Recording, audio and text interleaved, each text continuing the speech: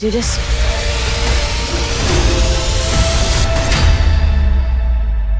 Let's go do the impossible. What is up, chocolatiers? A little bit disheveled right now.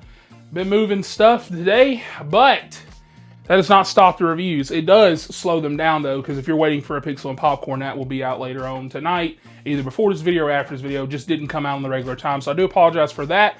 But we're talking Percy Jackson today, so we ain't got time for that. So like, subscribe for more, and let's get right into it. So, Percy Jackson Season 1 kind of came and went. I think that was you might need a look on my shorts. I think that was one of the first movies or shows that I reviewed on the channel. Big milestone, 2-year anniversary of the channel is coming up in February, I think February 1st. And yeah, that's just so funny that that's probably one of my first things on there because I'm a really big Percy Jackson fan. I'm one of these people, I don't really care too much about, I'm not going to say I don't care about adaptations, but for example, I read the books as a kid, and when I watched the movies, I guess because I was a kid, I didn't sit there and go, this isn't accurate. It didn't happen. I didn't give a shit because I was like, oh, this is fun, right? Now that we've gotten older, because adults ruin everything, people are having a war. They're like, well, this is more accurate, and then this isn't. And then you've got the grifters that want to come up in there because they got to ruin everything. And they want to call this show woke because Annabeth is black. And these are coming from people that haven't read the book, people that don't care, whatever. And I will throw that out there, Annabeth is not black in the book. But it's just things like that that just kind of wane down you as an audience member. Because every time you're watching an episode and you go online and you're like hyped about it, you see some big dude like me, he's like, oh, goddamn, he's a woke. It's woke, you know, because why? Nobody's mad Morgan Freeman played Red in Shawshank Redemption. Nobody was mad that, what's his name? Samuel Jackson was, you know, Nick Fury. And the list could go on and on. Kingpin from the original Daredevil did an amazing job as Kingpin. And Kingpin is not black. It seems to be a modern day problem. Now, I will give you this. I will throw this out there, grifters. Some things you can tell are kind of forced. And I don't necessarily think it's good or bad. But like, you can really tell when something's shoehorned where you're like, this is weird. Why are you doing this? But I think other shows do the same thing. Because recently I just watched Landman, which the review's also on my channel. Check that out. And one of my big problems with the show is that the show will spend 15 minutes being like, oh man, we hate The View. We hate this and that. But because it's those politics and because it's their politics, they're like, oh hell yeah. But if it's different, it's what you get what I'm saying. I'm not trying to get into all that. I don't do that shit on the channel. But I did want to get into that as a book reader, somebody like me. I don't care. Because comparing her with the Annabeth from the movies that we got, this Annabeth is definitely more accurate. Yeah, sure, she's not black, but who gives a shit, right? I don't know, I just don't care, right? Like, I saw somebody else complain talking about, well, half the camp is, you know, there's no white people there. Percy Jackson's the main character. Percy Jackson's still white. He's still got his blonde hair. He's the same. Who gives a shit? I don't know why they do, but anyways, I just want to go on that little rant. Just want to let you know that I'm aware that stupidity's out there. So how's the show? Well, I don't remember what I gave season 1, but I think I was a little lower on it because I was expecting a bigger budget. I was expecting crazier things and blah, blah, blah. And what we got was something that was fine. But I will say this, compared to the movie, definitely wasn't as fun as the movie. And once again, I want to throw that out there. I know it's not book accurate, but even then, like certain things like going to the casino, like getting that needle drop of Lady Gaga like in the original, and then like this one, it's like not really, like I don't know, I just feel like there was so much to be desired, especially when it came to certain set pieces, stuff like that. But because viewership, because numbers came in, we got that with season 2. So season 2 is a big step up from season 1. And that is, you know, I'm going to go into, not complaints, but positives first, then we'll get into the complaints later at the end of the review. So all my positives are this. I think the cast is still well-rounded. There are a lot of fun to be had. If you've read the book, then you know Grover's kind of separated for most of the book. You do still get to see him a lot, but he's not necessarily with the core cast a whole lot. So it's not really a negative because it's, you know, book accurate. But it's one of those things where if you are a big fan of this group, you're not really going to see them until kind of halfway through the season. The other complaint I have is just like modern TV. It's kind of every show I complain about. I don't understand the 8-episode thing. I don't understand the 20-minute episodes, 25, 30, whatever.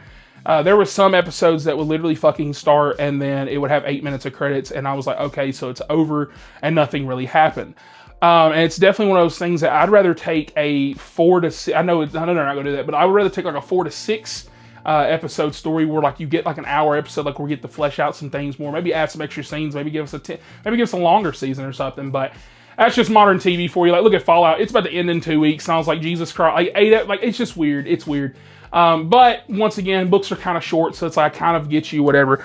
And if you didn't know, season 3 is already filmed, I'm assuming, or it's about to be done, but it is airing this year, I'm assuming, once again in December.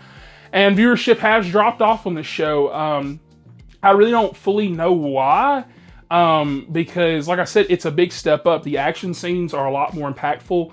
The choreography is a lot better. There is one scene in particular, I can't remember what episode it is, but it's when Luke and Percy have like a little quarrel on the boat. It's a little like, okay, the choreography is fire, but this camera placement wasn't.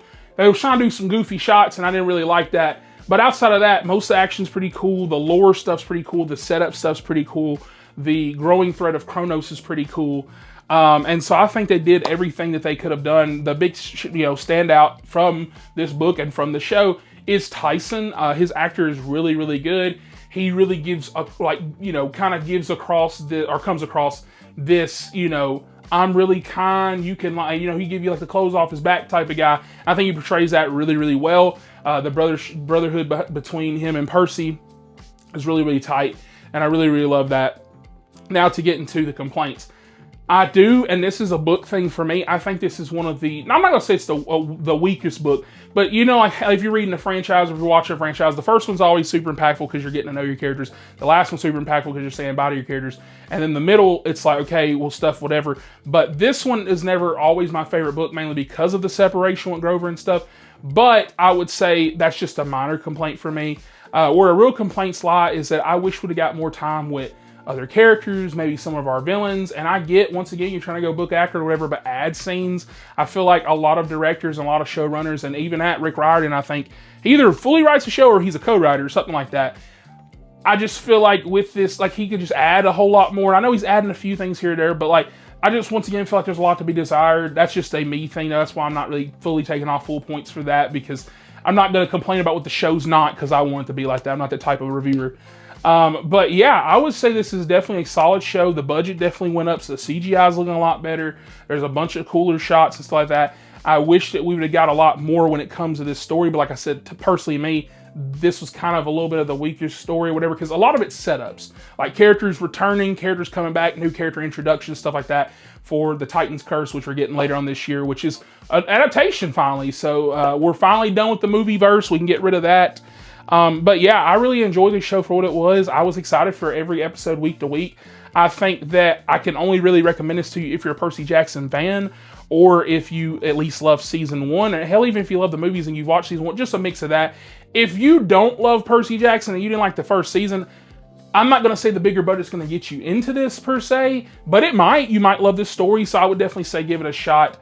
I think the Golden Fleece stuff that they do is really, really cool. And I know you probably wonder why I didn't really touch heavily on the story talking about it, because I do think it dives into spoilers, especially when we're talking about what it pertains. But if you're a Percy Jackson fan, you know what's up. If you're not, definitely check it out. It involves, of course, the cliche, returning back to school, kind of like a little Hogwarts, whatever. And then going on a new quest. That's basically, just what it is. It's pretty mundane, but it leads to crazier things. So I had a lot of fun with this series. I'm gonna give this thing an 8 out of 10. I think I rated it higher than the last one. I feel like I gave season 1 a 7, which I think is about right. But yeah, I think this is an 8 out of 10. I think if they can nail Titan's Curse, I feel like that could easily be an 8.5 or a 9. And then when you get to the last two, there's 2 books, right? Yeah, there's the I can never remember what the name of it is, but I remember like the cover as a kid, where like you have like the Minotaur there or whatever, whatever that book is called. But then you have that when you have the last one. But yeah, I'm excited. I really hope that they make the last 2 seasons and potential spinoffs. So we'll see. But anyways, comment down below. Let me know your thoughts on this show. Did you watch it? Did you not? Are you, gonna watch it? Did this review make you want to watch it if you didn't watch it? And are you a fan of the books or not? Or a fan of the movies? Whatever. Comment down below. Let me know your thoughts, and like, subscribe for more. And I'll catch you guys on the next one. We all know that last year you did something cool.